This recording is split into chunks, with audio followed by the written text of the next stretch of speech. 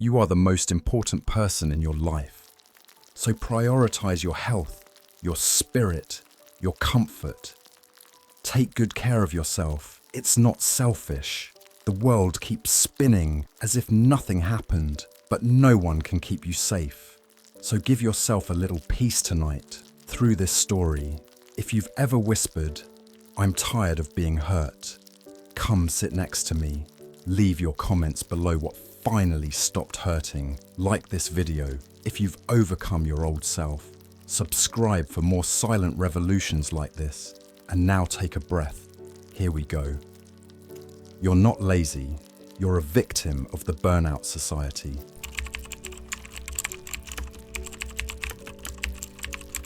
You're not lazy. You're running on a system that only rewards collapse. Healing story. Anna and the silence. Between keystrokes, Anna had always been the one people relied on. The type who answered emails faster than notifications could ding. The one who volunteered for extra projects, mentored interns during lunch breaks, and always signed her Slack messages with cheerful emojis even on Sundays. To the outside world, Anna was thriving. Inside, she was vanishing. I met her on a Wednesday afternoon.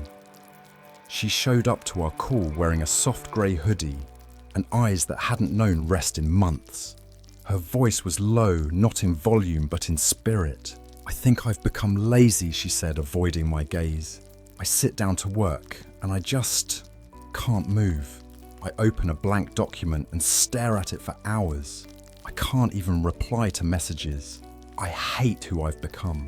I asked her to tell me what her days look like. She described them in detail, how she wakes up with her heart already racing, checks her phone before brushing her teeth, skips breakfast because she's behind and works through lunch, because the guilt of resting feels worse than hunger. She wasn't sleeping well. She'd stopped dreaming. Her weekends blurred into weekdays. But through it all, she kept calling herself the same word, lazy. That word stuck to her like static. But I knew better. I looked at her and gently said, "Anna, what you're describing isn't laziness. It's burnout. It's your nervous system shutting down, not because it's weak, but because it's wise." She didn't cry right away. She sat very still, letting the silence stretch. Then came a long breath, like someone opening a window in a stale room. "So I'm not broken?" she asked. I smiled. "No. You're burnt out from carrying too much for too long without being allowed to rest." Lazy is a word we often reach for when we don't have language for what we're feeling. But true laziness, defined as apathy without cause or concern, is actually quite rare. Most people who label themselves as lazy are in truth deeply overwhelmed, undersupported, or chronically exhausted. It idolizes the early riser who never complains, the go-getter who works through weekends, the self-improver who always says yes, but it rarely asks at what cost. We have been conditioned to believe that unless we're producing, we are not valuable, that rest must be earned, that stillness equals sloth. But human beings are not designed to operate like machines. We are rhythmic, cyclical, sensitive. Like seasons, we are meant to bloom and rest, grow and recover. Yet modern culture often demands eternal summer from people who are deep in winter. And when someone finally pauses, not out of choice, but because their body forces them to, we call them lazy. This is the tragedy of misdiagnosis. Your nervous system is fried, your brain is overloaded, your body is asking for mercy. We say, "Why aren't you trying harder?" This misunderstanding causes more harm than we realize. Because when someone internalizes this label of laziness, they stop asking for help. They isolate. They shame themselves. And shame, unlike exhaustion, does not heal with rest. If someone fell into a river and couldn't swim, would you yell at them for not trying harder or throw them a rope? That's the question we need to ask when someone stops functioning normally. What if their system isn't defective, but drowning? What if what they need is not a lecture, but a life raft? If you felt this way, unable to start, unable to care, unable to feel anything but guilt. Please hear this. You are not lazy. You are not lazy. You are not lazy. You are likely burnt out, and that is not your fault. Burnout is not a failure of personal discipline. It's a reflection of a system that demands constant output while offering minimal support. It's the invisible tax of living in a world that punishes rest and glamorizes self-sacrifice. And ironically, the more empathetic, responsible, or high-performing you are, the more likely you are to burn out. Because you care, because you try, because you don't stop until your body makes you. So if you're in that place, staring at blank screens, avoiding phone calls, feeling like you're disappearing, try not to shame yourself. Try to listen instead. What is your fatigue trying to say? What would happen if you stopped blaming yourself and started treating your body like an ally instead of a burden? A different kind of strength. Anna's recovery didn't happen overnight. There was no magical journal prompt, no productivity hack, no green smoothie that cured her. There was only this: permission to rest, to be human, to be enough, even while doing less. We spoke weekly. She learned to unhook her value from her output. She started taking guilt-free naps. Eventually, she returned to work, but this time without the constant need to prove her worth through exhaustion. And one day she told me something I'll never forget. I thought I was weak for burning out. But now I think the real strength is choosing to heal when everything tells you not to. So maybe you too need that permission. Maybe the part of you that's not moving is the part trying to save you. Before you call yourself lazy, pause and ask, what if this is wisdom, not weakness? What if your body knows what your mind forgot how to stop before it's too late? You're not lazy, you're tired, and you're allowed to be.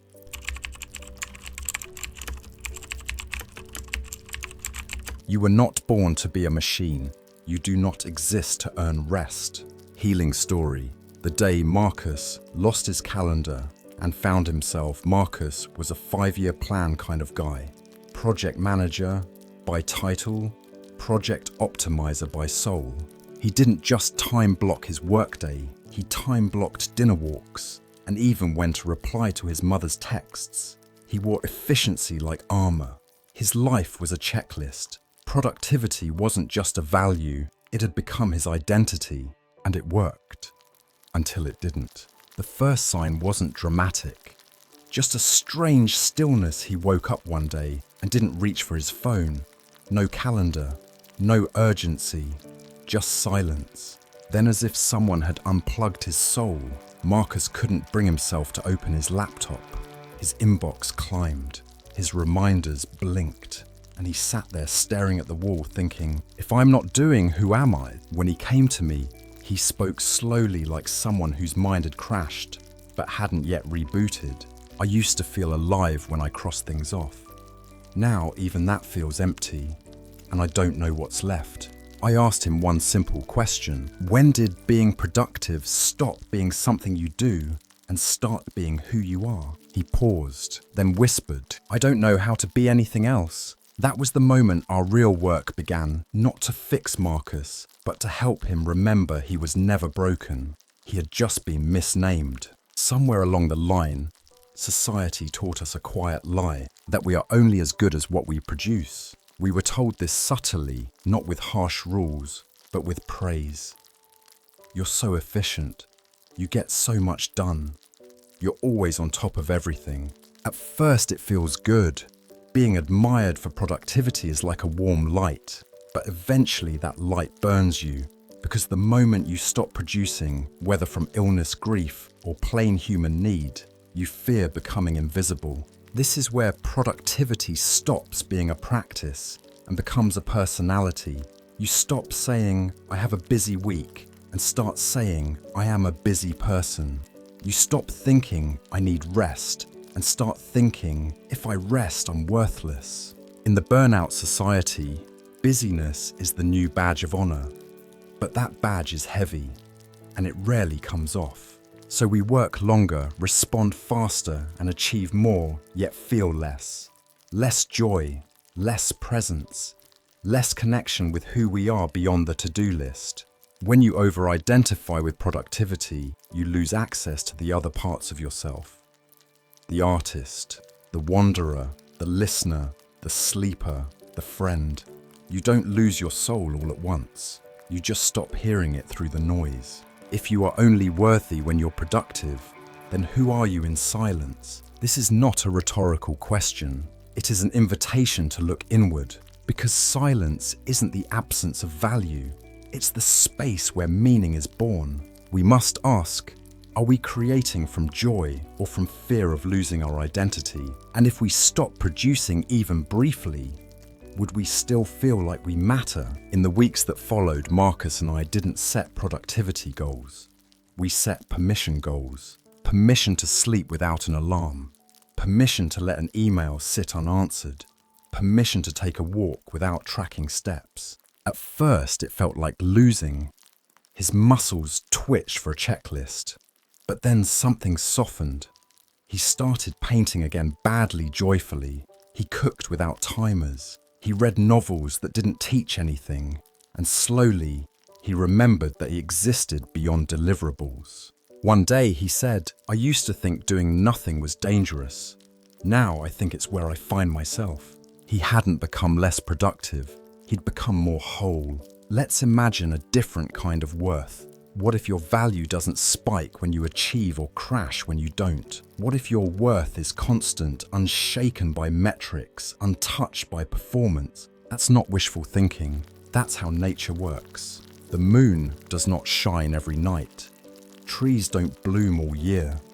Even the tides pull back before returning. If the earth itself is allowed to rest, rotate and renew, why not you? You were not born to be efficient. You were not designed to be a brand. You were never meant to be admired only for your output. Productivity is a beautiful servant, but a brutal master. And when we tie our identity to it, we turn ourselves into tools instead of people. But you are not a machine, not your inbox, not a resume. You are a living, breathing being worthy even in stillness. When was the last time you did something unproductive and let it count? Because sometimes the most radical act of healing is to do nothing and trust that you're still enough.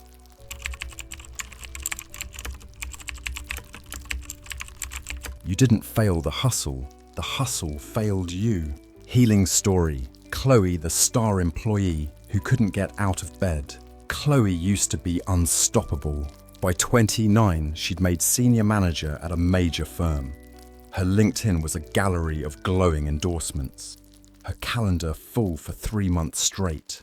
People called her driven, ambitious, a powerhouse. But no something called her tired. The truth is, Chloe hadn't felt rested in years. But she wore her exhaustion like a trophy. Every skipped meal, every late night deck edit, every 2 a.m. email was proof I matter. Look how much I do. Until one morning she didn't get up. There was no warning, no sickness, just a complete shutdown. Her limbs felt like cement. Her eyes refused to open. Her thoughts, once sharp, were sluggish and dim. She texted me a single sentence that day. "I think my ambition broke me." When we spoke, her voice cracked under the weight of confusion. I did everything right. I tried harder, got ahead faster.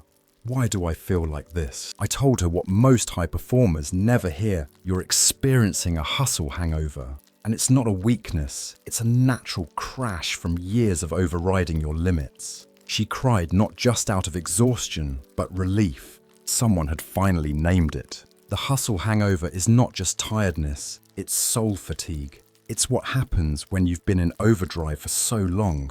Your body no longer knows what off feels like. You stop running on energy and start running on adrenaline. You don't slow down until you crash. And when you crash, you don't understand why.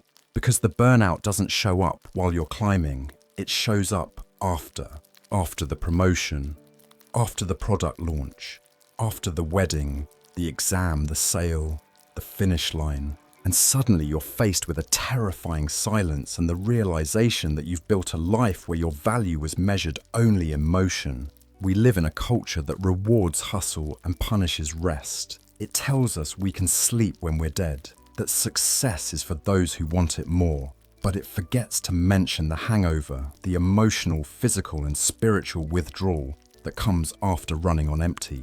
Like any addiction, hustle gives you a high, and like any crash, it leaves you hollow. If the hustle was so healthy, why does it leave us sick? Let's debate this. Is hustle really the path to fulfillment? Or have we been sold a form of self-neglect, gift-wrapped in motivational slogans? Do we worship ambition because it's virtuous, or because we're terrified of what we'd hear in silence? The first few weeks were the hardest. Chloe wasn't just healing, she was grieving. Not just her health, but her identity. If I'm not the go-to girl, the overachiever, who am I? We worked slowly. I didn't prescribe hacks. I prescribed space. She unsubscribed from goal-setting newsletters. She deleted time-tracking apps. She started walking without a destination. She journaled not to be more productive, but to remember how she felt. And in that quiet, she rediscovered small joys, cooking slowly, reading fiction, not checking email on Sundays. She told me weeks later, I used to think ambition made me strong. Now I think strength is knowing when to stop before you collapse. Chloe didn't become lazy, she became free. What if we redefined ambition not as climbing higher but going deeper? Not as doing more but doing what matters? Not as urgency but as presence? We can still have goals, but let them be fueled by care, not fear. Let them arise from joy, not panic. Because there's a version of success that doesn't require self-abandonment. There's a version of fulfillment that doesn't end in collapse. And no, this isn't about giving up. It's about waking up. From a biological standpoint, constant hustle activates your sympathetic nervous system, the fight or flight mode. It floods your body with cortisol and adrenaline, pushing you to focus, push, grind. But this state is meant to be temporary. When sustained, it leads to insomnia, digestive issues, memory loss, emotional numbness, increased anxiety and depression. This isn't philosophy, it's neuroscience. You're not weak for breaking down. You're functioning exactly as the body was designed to when it's under constant stress. So the crash, that's not failure, that's feedback. Rest isn't the enemy of success. Chloe returned to work months later, not as a machine, but as a person. She set boundaries. She stopped glorifying busy. She created space for life to exist beyond work. She still had ambition, but it was no longer frantic. It was focused, rooted, human. And she told me something that I now share with all my clients. The real achievement is not burning out for something you don't love. It's creating a life that doesn't require you to. What if your next great achievement is not another task crossed off, but a life that no longer burns you out? The hangover is a signal, a pause, an invitation to start living differently. You don't owe your soul to a slogan. You don't need to crash to deserve care. You are allowed to stop even when the world keeps moving.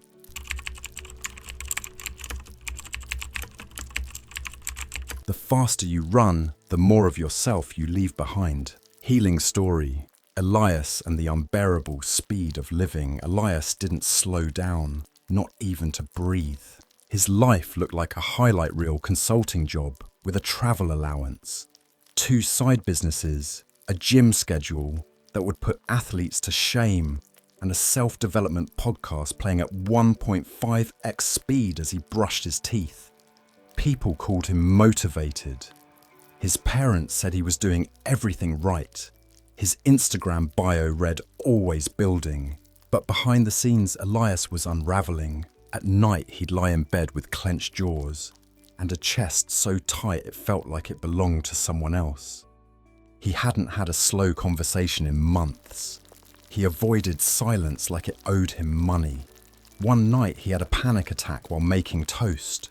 It came out of nowhere, he told me later, staring into his coffee. I wasn't even stressed. I just couldn't breathe. I gently offered him a possibility. Maybe it wasn't out of nowhere.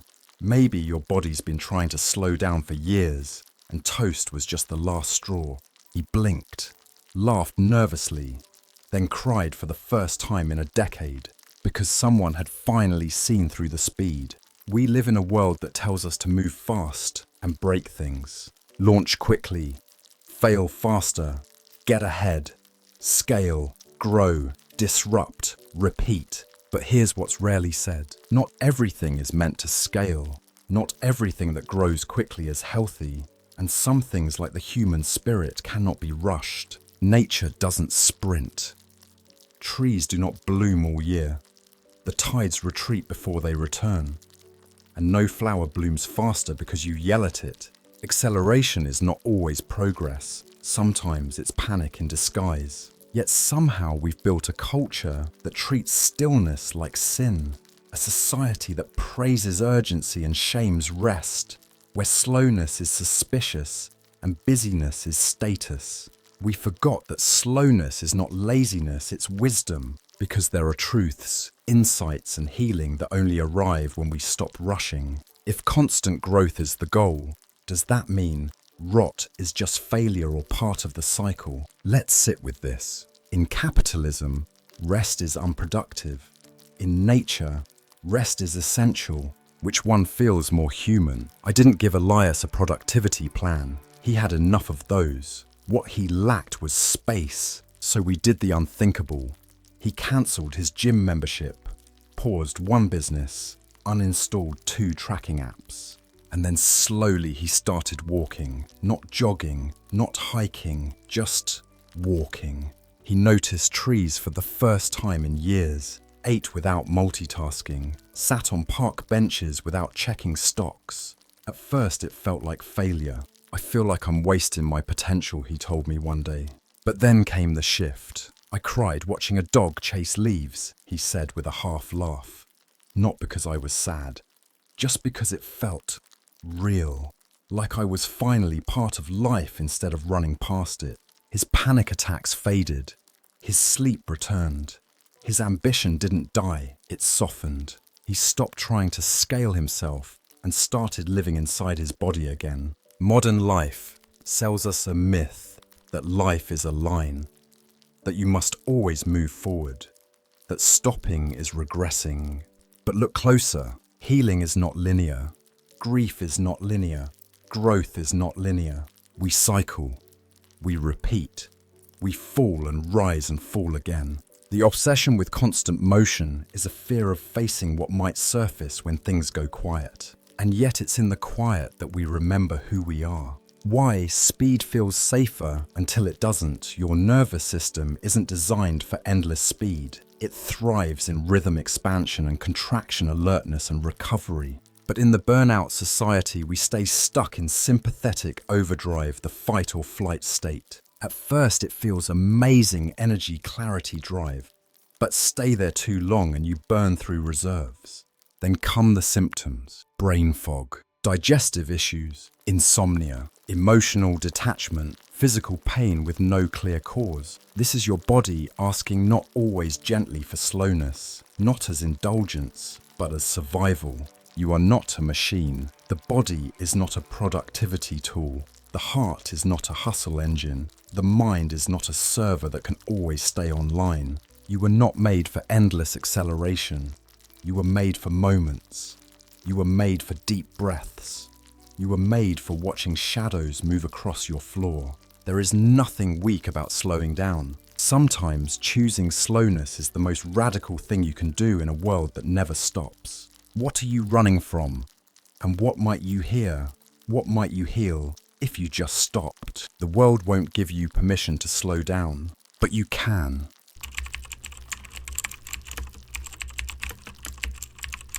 You weren't born with guilt. Someone taught it to you every time you tried to rest. Healing story, Emily, and the guilt that wouldn't sleep. Emily was the kind of person who never took a day off without a reason. And by reason, she meant illness, family emergencies, or something productive like learning a new skill. Even on Sundays, she baked with one earbud in listening to TED Talks. When she went on vacation, she brought a stack of leadership books. She described herself proudly as restless, until one afternoon, during a scheduled break, she lay on the couch and stared at the ceiling for 3 full minutes. Her body felt calm, but her thoughts didn't. "This is useless," she whispered to herself. "I should be doing something, anything." But she couldn't move, not because she was tired, but because her mind had begun spinning into shame. That evening she messaged me, "Why do I feel guilty when I do nothing, like I'm cheating on someone?" But there's no one there. I told her something simple, something she'd never heard. That guilt isn't yours. It's inherited. You've been trained to earn your rest and punished when you haven't. She didn't respond right away. Later, she sent a single emoji. Sometimes the deepest healing begins with being believed. There's a strange fear that surfaces when you stop moving, a tightness in the chest, a voice in your head, a subtle panic. It says, "You're wasting time. Someone else is getting ahead." This isn't rest, it's weakness. What will people think? We assume this fear is natural, but it isn't. It's conditioned. From early on, we are rewarded for performance. We're praised when we achieve, scolded when we slack off. Stillness, unless paired with a reason, meditation app, gratitude, journal, self-care, post is treated as laziness. But the truth is, doing nothing is deeply human. It's how we process, how we reset, how our nervous systems recalibrate. What's unnatural is never stopping. If you feel guilty doing nothing, are you truly resting or just waiting for permission? Let that settle. We don't just need time off. We need time without guilt. We need a culture that doesn't just allow stillness, but protects it. Learning to sit in stillness, Emily and I began small. I didn't ask her to rest more. That would have triggered more guilt. Instead, I invited her to do nothing on purpose for 2 minutes a day. She could sit, lie down, watch clouds, anything but with no goal. At first she twitched. She called it useless. Her mind raced, but she stayed with it. And then one day she texted, "I sat on the balcony and watched the wind move a plastic bag for 5 minutes. I felt like a kid. It was beautiful." That was the moment her body began to trust that stillness wasn't dangerous. From there it grew. She stopped apologizing for naps. She said no to weekend productivity workshops. She redefined self-care from performance to presence. She didn't become lazy. She became softer. And in that softness she found clarity. "I used to think rest made me irrelevant," she said. "Now I think it makes me real." Why? Doing nothing feels so uncomfortable. Doing nothing confronts us with the parts of ourselves we've ignored, emotions we've postponed, the silence we've buried beneath Spotify and scrolls. This is why many people would rather be busy than quiet. Because in quiet, the truth comes up. The longer we avoid doing nothing, the harder it becomes to feel anything. Stillness isn't emptiness. It's fullness without noise. It's a form of rest that doesn't ask to be shared or explained.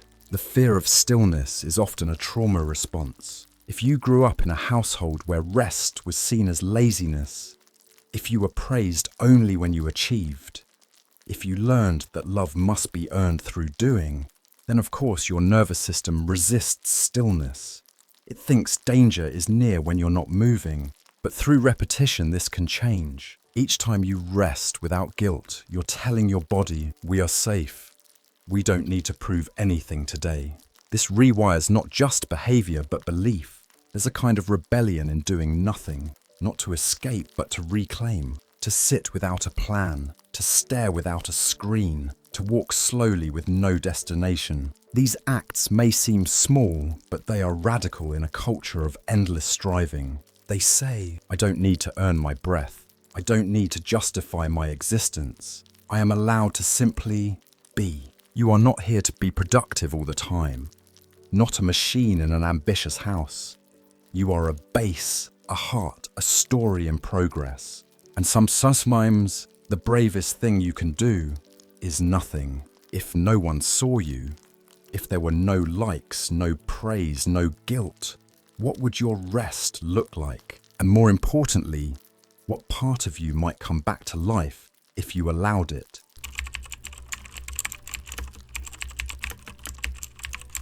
It's not that you have high standards. It's that you're terrified of being enough without them. Healing story, Rachel, and the fragile empire of perfect Rachel's apartment was spotless. Books alphabetized, mugs arranged by color, a daily planner that looked like it belonged in a museum exhibit. To the world, Rachel was the organized one, the reliable one, the one who never forgot a birthday or missed a deadline. But under that image was someone exhausted beyond words. When Rachel first spoke to me, she didn't talk about her goals or workload. She talked about dread. I'm tired all the time, not physically, mentally. Every task feels like a test I could fail. I rewrite emails 5 times. I cancel plans if my outfit doesn't feel right.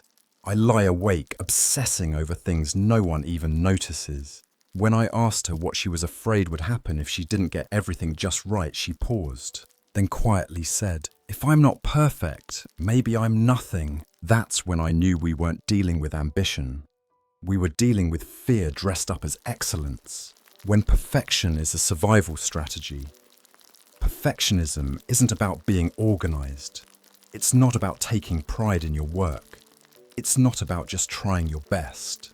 Perfectionism is a shield. It's what we build when we don't believe we're lovable unless we're flawless. It's often born in childhood, a parent who praised achievement but never effort, a teacher who shamed mistakes, a culture that equated worth with success. And so we become performers. We get straight A's, earn gold stars, triple check everything, not for joy, but for safety. Because deep down we believe this: if I can just get everything right, no one will leave me. No one will criticize me. I won't have to feel shame.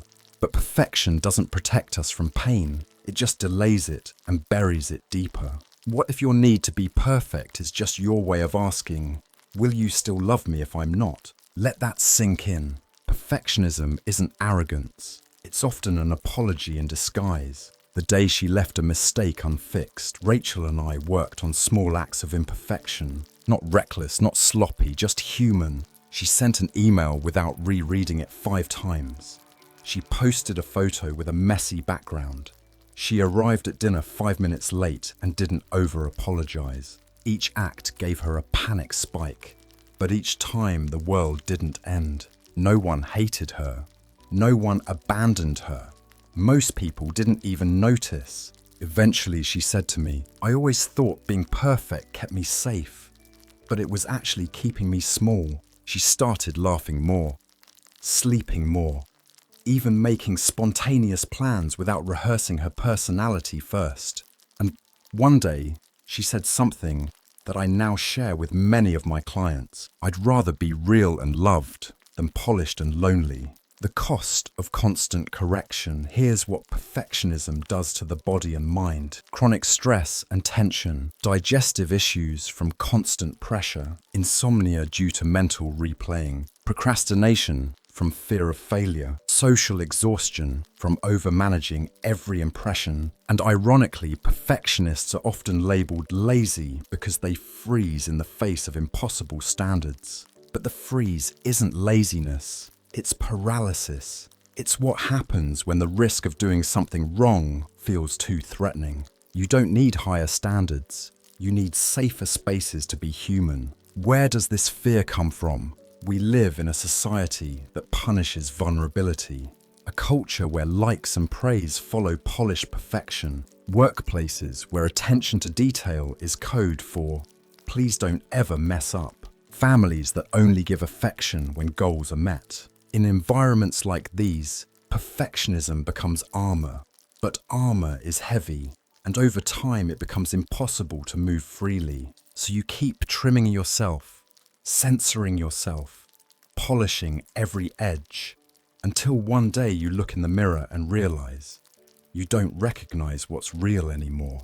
This isn't a self-help slogan, it's a radical proposition. What if you were enough? On the days you get nothing done, in the relationships where you don't perform, with the typos, the off days, the half-finished project. Because here's what most perfectionists never hear. You were never meant to be flawless. You were meant to be whole.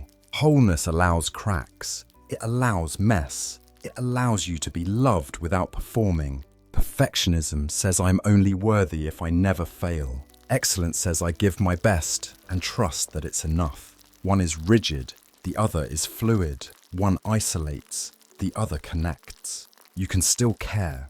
You can still strive. But let it come from joy, not fear. Let it build you up, not wear you down. You don't need to be perfect to be loved. You don't need to impress to belong. You don't need to prove anything today. Rest. Be messy. Be real. You're already enough. What would you stop doing, correcting, rehearsing, apologizing for, if you believed even for 1 minute that you're already lovable as you are?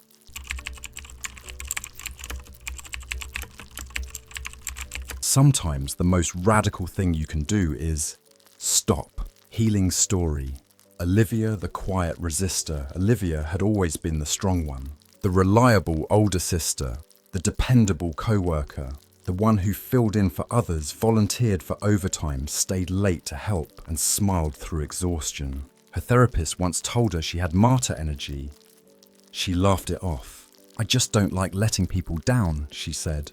But when Olivia began experiencing weekly migraines and full-body fatigue, she knew something had shifted, not in her body, but in her soul. She took a few sick days expecting guilt, but what she didn't expect was shame, not from her co-workers, from herself. She couldn't sit still. She couldn't nap without hearing an inner voice whisper, "This is weakness. You're falling behind. They'll forget you." She called me during one of those days, her voice quiet but trembling. "I know I'm supposed to rest," she said, "but it feels like I'm doing something wrong." I didn't tell her to rest more. I told her the truth. That feeling, that shame, that's not personal failure.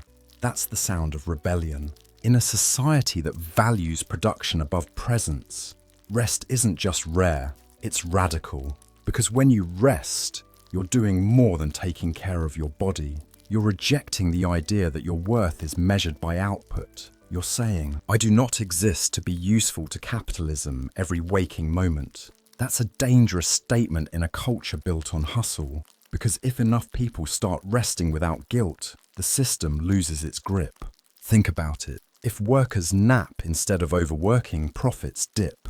If students choose well-being over test scores, rankings shift. If caregivers say no, suddenly boundaries appear where sacrifice used to live. Rest doesn't just restore the self, it interrupts the machine.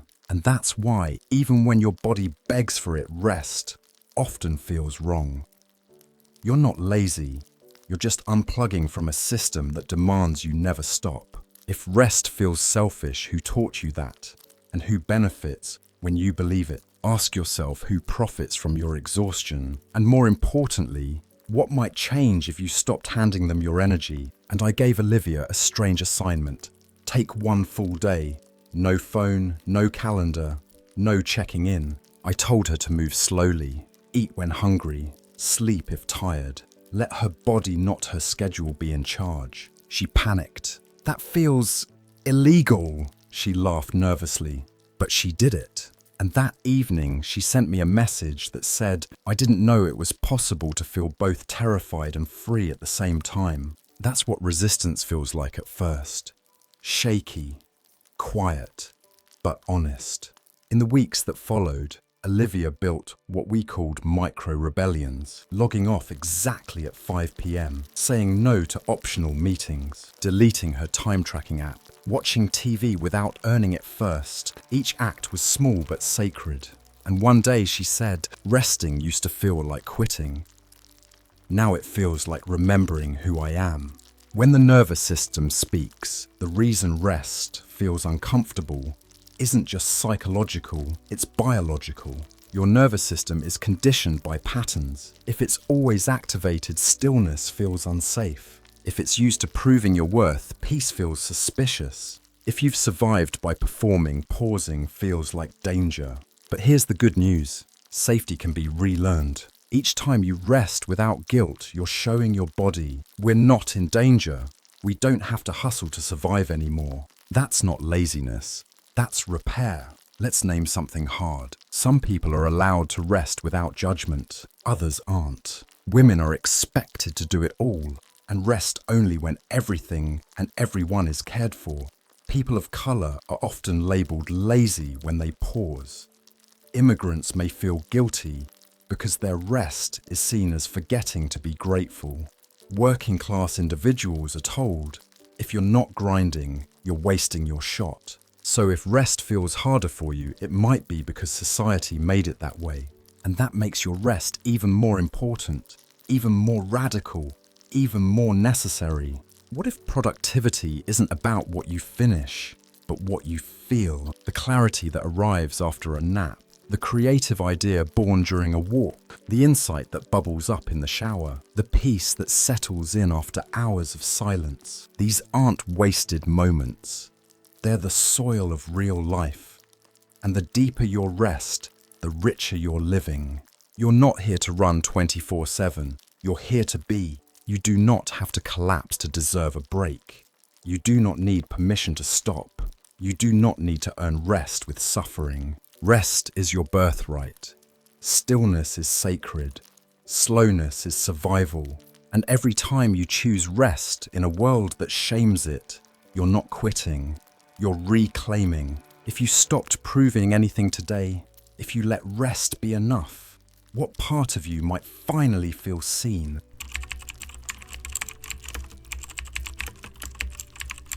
You're not broken. Your brain is tired of surviving. Healing story, Noah, and the fog that wouldn't lift. Noah had always been sharp, quick-witted, emotionally aware, a problem solver at work and at home. People admired how fast he could think on his feet, how well he could juggle meetings, decisions and crises with a kind of grounded calm. But then came the fog, not the kind that rolls in all at once, but a slow creeping haze. He found himself rereading the same email 3 times, forgetting what someone had just said, misplacing simple words mid-sentence. It's like my brain isn't on my side anymore, he told me. Noah wasn't sleeping well. He wasn't dreaming. His appetite was irregular, and even coffee barely helped. But what scared him most wasn't the fatigue. It was the loss of clarity. I used to be good at this, he said. Now just making a grocery list feels like trying to lift furniture underwater. He was terrified he was losing his intelligence, his competence, his self. I gently offered him another frame. What if this isn't a failure of your mind, but a cry for help from your nervous system? Noah blinked. Then he whispered, "You mean I'm not broken?" "No," I said. "You're burned out. And your brain is trying to protect you the only way it knows how, by slowing everything down." Why your brain shuts down. When you're exhausted, we're taught to trust our minds, to believe that if we're smart-driven or organized, we can always think our way out of a problem. But the brain isn't a robot. It's not made of willpower and ambition. It's an organ, a living, breathing part of the body. And like any organ, it can get overwhelmed. When burnout sets in, the brain isn't failing, it's adapting. Here's what actually happens. Prefrontal cortex, the part of your brain responsible for focused decision-making and planning, begins to underperform. That's why you can't concentrate or remember things clearly. Amygdala, your fear and threat detector, becomes overactive. You feel on edge, hypervigilant, anxious. Hippocampus, the memory center, starts to shrink with prolonged stress. You become forgetful, foggy. Dopamine and serotonin, your motivation and mood chemicals, drop. Even things you once loved feel bland. This isn't a character flaw. This is neurological exhaustion. If a computer slowed down from overheating, we'd say it needs to cool off, not that it's lazy. Why don't we do the same for humans? Why do we treat mental fog like failure when it's actually a feedback loop? Why do we shame ourselves for struggling when the science says this is normal under stress? Healing the system, not just the symptoms. Noah wanted a quick fix, a new app, a brain supplement, a checklist. But instead, I invited him to treat his burnout like an injury, not a weakness. He took 2 weeks off work, not to travel or get things done, but to rest. He stopped trying to force his brain to be productive.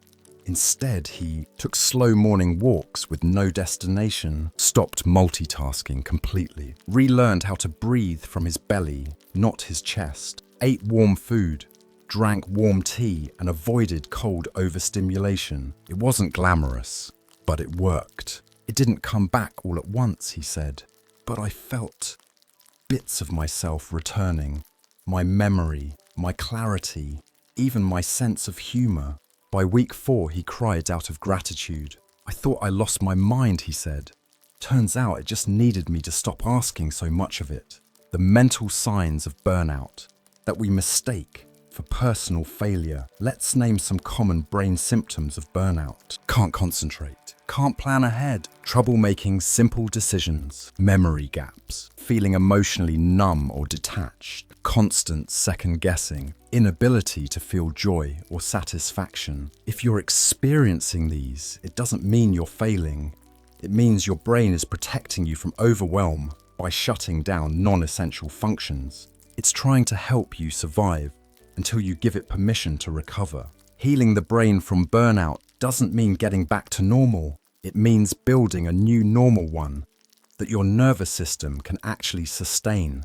That includes more white space in your calendar, less pressure to respond instantly, movement that feels good, not punishing, deep sleep sometimes with support from therapy or medication, gentle mental stimulation, reading, fiction, creative hobbies, music, and most importantly, letting your brain know it's safe to not be on all the time. Healing is different from weakness.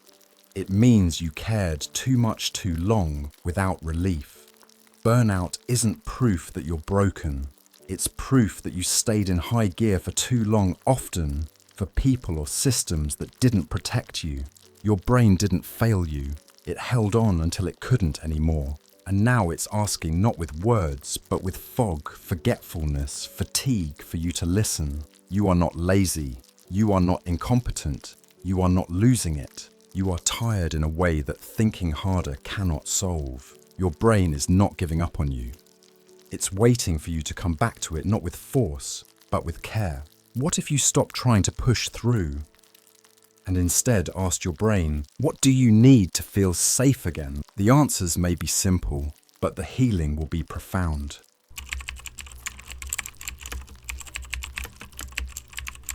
If you say, I'm fine, often enough, eventually, you forget how to be anything else. Healing story. Tyler, the master of holding it together, Tyler didn't cry at his mother's funeral. He gave the eulogy, smiled through clenched teeth, coordinated logistics, hugged every relative, said thank you more times than he could count. He even made sure the coffee urns were refilled between services. Everyone told him how strong he was. No one saw him flinch in the hallway where he quietly pressed his fingers against the wall to keep from collapsing. Months passed.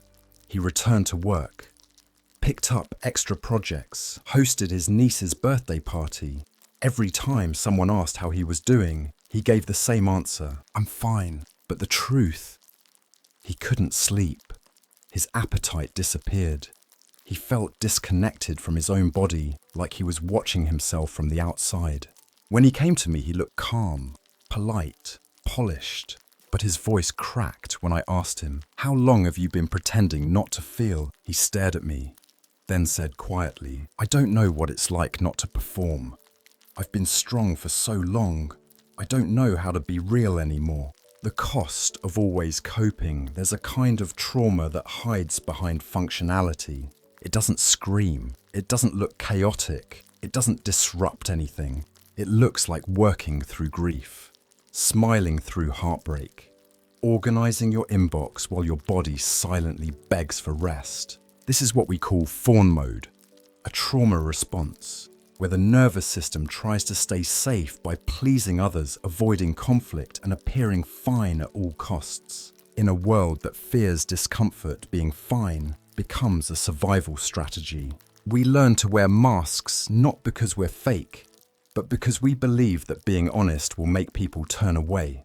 But the body remembers what the mouth doesn't say. And over time, the weight of pretending becomes a silent kind of suffering. What if "I'm fine" is the most dangerous lie we're taught to repeat? Because every time we say it, we bury our pain deeper. And every time others hear it, they stop asking. We become invisible to others and to ourselves. I asked Tyler to do something simple but terrifying. The next time someone asks how you're doing, tell the truth. Not the whole story, just a true sentence. He hesitated, then said, "I can't risk falling apart in public." So we practiced in private. He looked at me and said, "I'm tired, really tired." Then again the next week, "I miss her, but I'm afraid to slow down because I don't know what's underneath the silence." That was the beginning, not of breakdown, but of release. He began journaling again, playing sad songs on purpose, letting tears come when they needed to without apology. Eventually, he told one close friend, "I'm struggling more than I let on." The friend didn't run. He stayed, he listened. And Tyler's healing began not in a therapist's office, but in the small moments where he stopped lying about how he felt. The nervous system on perpetual fine. Saying "I'm fine" when we're not is more than a social habit.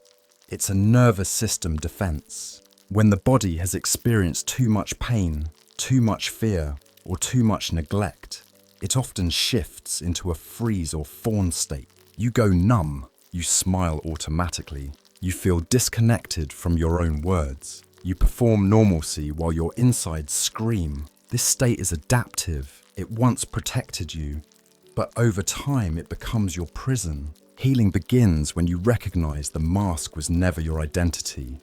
It was your shield. Why fine feels safer than real. In many families and workplaces, fine is rewarded. You're praised for being low maintenance. You're considered resilient. You're seen as easy to be around. But no one asks if you're honest. No one checks if you're whole. That's because real emotions make people uncomfortable. Grief is awkward. Anger is unprofessional. Sadness is inconvenient. So we learn to hide.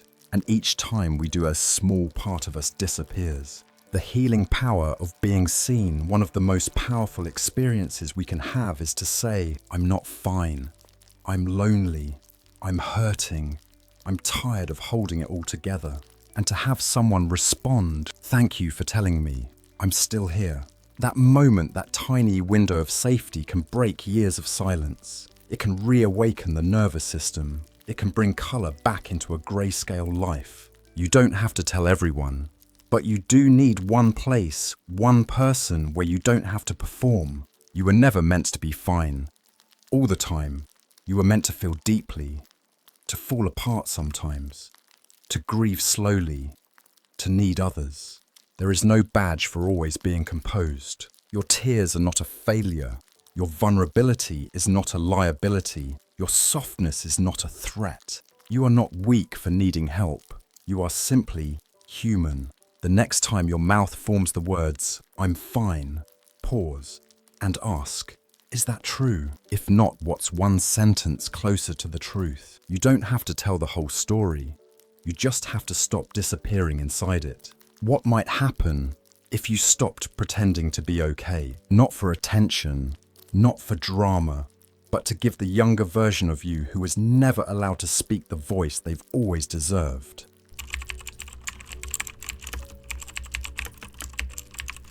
You are not late. Healing doesn't keep a calendar. Healing story: Jenna and the urge to heal fast. Jenna was efficient even in her pain. After taking a leave from her job due to burnout, she approached recovery like it was a project. She bought 3 books on nervous system regulation, signed up for breathwork classes, downloaded meditation apps, and made a structured plan for getting better in 6 weeks. "I just need to bounce back," she said during our first session. "I can't afford to feel this way for long." She wasn't wrong about wanting to feel better, but her voice was tight, her shoulders curled inward, Even in rest, she was in a rush. By week 3, she felt worse, more tired, more irritable. Her brain, once sharp, was still foggy. She cried out of nowhere while folding laundry. "I don't understand," she whispered. "I'm doing everything right. Why isn't it working?" I looked at her and said the thing no self-help book ever wants to admit. Because healing doesn't follow your timeline. It follows your nervous system, and it takes the time it takes. She didn't respond. She just exhaled, and for the first time in weeks, her shoulders softened. We are a culture obsessed with speed, faster results, quicker turnarounds, 30-day transformations, 5-step formulas, bounce back stronger. But healing is not linear. Healing is not efficient. Healing does not reward hustle. In fact, the harder you push, the more you delay it. Because healing doesn't respond to force. It responds to permission. Permission to feel what's still hidden. Permission to not have answers. Permission to grieve what you thought you'd already gotten over. Recovery isn't about getting back to who you were. It's about meeting who you're becoming at a pace that doesn't break you. If healing has a timeline, whose voice wrote it, and who profits from you getting better quickly, let that settle. Much of our rush to recover comes not from inner urgency, but outer expectation. Jobs, families, systems want us back on track. But what if the track itself is what harmed us? In week 5, Jenna emailed me. I deleted the plan. I sat on the porch and just watched the trees sway. No goal, no timer. Just breathing. That was her turning point. From there, we moved slowly. She chose 1 practice a day, not 5. She tracked how her body felt, not how many tools she used. She cried without analyzing. She started listening instead of fixing. And one day, months later, she said, "I used to think healing was like climbing stairs. Now I think it's more like floating. Some days I drift. Some days I sink. But I'm always carried." She still had foggy days, still got tired, but the difference, she stopped measuring her worth by how fast she healed, and she started trusting her body's timing instead of overriding it. Your nervous system isn't a light switch, it's a landscape. When it's been in survival mode for months or years, it needs retraining, not tricks. Recovery often includes fatigue as your body exits the adrenaline rush, emotional whiplash, waves of grief, numbness, anger, frustration because old tools stop working, impatience because you're finally listening and it's hard. These aren't signs you're failing, they're signs you're finally healing. Why slow is sacred? Slowness gives you access to things speed cannot. Subtle emotions, forgotten memories, inner dialogue, real intuition, self-compassion. Most importantly, slowness allows you to feel safe. Because when you move too fast, your body tightens. It prepares for danger. It skips over nuance. But when you move slowly, you enter the space where true change lives not as a sprint, but as a slow, steady unfolding. Many people struggle not with the pain, but with the pause. They miss the old self, the one who could push through, show up, handle it all. But often that self was surviving, not thriving. So part of recovery is grieving. Not just what happened, but who you had to become to survive it. And realizing with deep tenderness, that version of me was brave, but I don't need to be that brave anymore. In burnout recovery, progress may look like napping without guilt, saying no and meaning it, enjoying something without needing it to be productive, letting a task remain unfinished and staying kind to yourself, feeling an emotion fully, then releasing it. These may seem small, but they are sacred. They are signs that your system is no longer in constant fight or flight. They are proof that softness is returning. You are not behind. You are not lazy. You are not doing it wrong. You are healing in real time. And real time doesn't rush. There's no gold star for fastest recovery. But there is peace for those who stay, listen, and allow. If you stopped rushing to heal, if you trusted your body's timeline instead of the world's, what part of you might feel safe enough to come home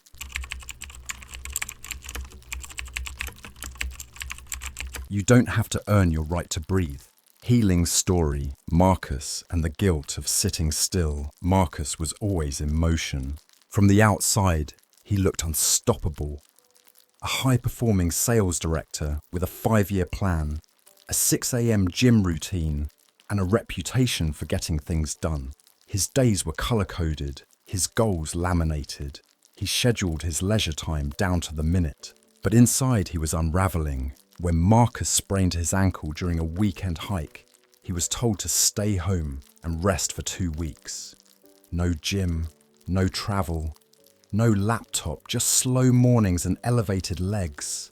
But instead of relief, Marcus felt panic. "I feel like I'm wasting time," he told me over the phone. Frustrated and restless. "I haven't earned this. I didn't close that deal last week. I missed my quarterly target. I didn't even hit 80%. I let the silence stretch before I said, "Marcus, you don't have to prove anything to deserve rest. You're allowed to slow down even if you didn't hit a single goal." He didn't respond for a long moment. Then his voice dropped. "That's not how I was raised." And there it was, the root of it. Many of us were taught explicitly or silently that rest must be earned. That only after we've achieved something, suffered enough or crossed off enough boxes, do we deserve to stop. We hear it in phrases like, "I'll rest when I'm done," "I haven't done enough to take a break." Other people have it harder, "I should just push through." This belief turns rest into a currency, something you buy with exhaustion. But here's the truth. Rest is not a reward for productivity. It's a requirement for being alive. You don't have to achieve to be allowed to pause. You don't have to finish everything before you're allowed to breathe. The sun doesn't earn its right to rise. The tide doesn't prove its value to return. And you don't have to prove your worth to lie down and be still. If rest must be earned, what does that say about people who can't produce children, the elderly, the ill? Are they less worthy of peace? Let's sit with this. We glorify hustle. We shame stillness. But isn't that a kind of cruelty to measure a person's right to rest by what they produce? What kind of world do we build if rest is only for the productive, permission without proof? I gave Marcus one assignment: take a full day to rest without earning it, without justifying it, without doing anything useful. He struggled. His guilt itched like a rash. He kept reaching for his phone, for email, for justification. But eventually, something softened. "I just sat by the window and listened to the rain," he said later. "It was uncomfortable at first, but then I realized I'd never done that without needing to recover from something." That moment changed everything. He began scheduling rest first, not last. He stopped treating sleep like an inconvenience.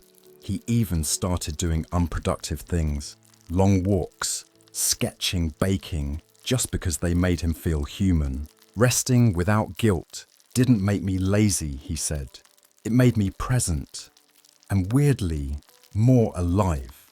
Why the world fears unconditional rest. There's a reason systems teach us that rest must be earned, because tired people are easier to control. A society built on productivity depends on workers too exhausted to question, parents too drained to resist, students too anxious to rebel. When people learn that their worth is conditional, they'll keep running forever chasing enoughness. But when people rest freely, they start to remember who they are beneath the roles. And rested people, they notice injustice, they feel emotions, they imagine better ways. That's dangerous to the systems that depend on your burnout. What if you practiced rest the way we feed a baby, not based on output, but on need? You're tired, you rest. You're overwhelmed, you pause. You're human, you breathe. No explanation, no guilt, no moral calculus. You get to rest, not because you've done enough, but because you are enough. In a culture that teaches you to hustle for worth, rest becomes rebellion. Every time you lie down without apology, you're whispering, "I belong even when I'm not producing. I matter even when I'm quiet. I don't have to collapse to deserve care." That is sacred. That is subversive. That is healing. You don't need to wait until you're broken to rest. You don't need to crash to earn stillness. You don't need to suffer to justify peace. You are allowed to pause. You are allowed to enjoy slowness. You are allowed to rest simply because you exist. If you no longer had to earn your rest, how would you live differently? Not just in your schedule, but in your soul.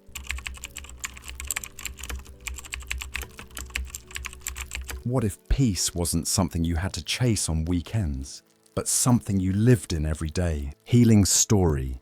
The vacation that didn't heal Riley. Riley saved all year for that vacation. 7 days in the mountains. No meetings, no emails, no deadlines. She booked the cabin months in advance, created a reading list, packed scented candles, downloaded meditation playlists. She called it her reset week, but on the 3rd day she messaged me, "Why do I still feel tired? I'm not doing anything. I'm off work, but I still wake up tense. I still feel behind." I asked her a gentle question. Do you think 7 days can undo what 7 years of self-abandonment built? Silence. Then she wrote, "I thought escape would heal me, but now I think I've built a life that keeps pulling me back into the same exhaustion." And there it was, not failure, just clarity. Riley didn't need another break. She needed a new relationship with daily life. There's nothing wrong with longing for vacation, or dreaming of vanishing into the woods, or fantasizing about a slower, quieter life somewhere far away. But when the only time you feel peace is outside your regular life, that's not rest, that's survival. We weren't meant to live lives that require constant escape. And yet most of us are taught to tolerate chronic overwork, emotional suppression, constant urgency, shallow interactions, performance over presence, until the weekend, or the holiday, or the retreat. But what if you didn't need to earn your joy in small doses? What if your whole life could be a place where you exhale? If your dream life only exists in short escapes, is it really your life? Or just your coping strategy? Let's be honest. How much of what you call normal is actually tolerable? And how much of what you call lazy or unproductive is really just your body begging you to stop living in a way that drains you? When Riley came back from her trip, she didn't rush back to her to-do list. She came back with questions. What if I didn't just need time off, but a different rhythm altogether? So she made quiet, rebellious changes. No phone for the first hour of the day. A walk after work without tracking steps. Saying no to 1 meeting a week. Putting plants in every room. Reading fiction before bed instead of news or self-help. Cooking slowly. Listening to music. Calling friends without multitasking. Nothing drastic. Nothing dramatic. Just design with gentleness. And one day she said this: "I don't fantasize about escaping anymore. I fantasize about deepening, because now life feels more like something I live in, not just recover from. Building a life that heals instead of hurts." This is not about quitting your job or moving to Bali, though you can.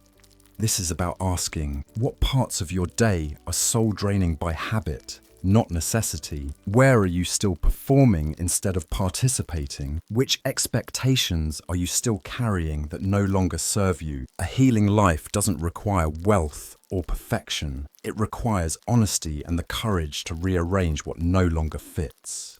That might mean cutting back hours, saying no more than yes, prioritizing deep friendships over shallow networking, honoring your energy, not your image, choosing rest before collapse. When you begin to build a life, you don't need to escape from strange things happen. Weekdays start to feel spacious. You laugh more often, even alone. You sleep a little deeper. Time slows down, not because you're doing less, but because you're present. You stop chasing dopamine and start cultivating meaning. You stop living for later. You start living now. But be gentle. This is a lifelong practice. You will still have hard days. You will still forget. You will still ache for silence in a loud world. But you'll return faster. You'll notice sooner. And you'll remember you don't have to run anymore. Because you've created a home inside your life, one that holds you, not harms you. You are not lazy. You are not broken. You are not a machine who failed to keep up. You are someone who has been running in systems that profit from your burnout. And you are finally stepping out of that rhythm. You are reclaiming your pace. You are redesigning your days.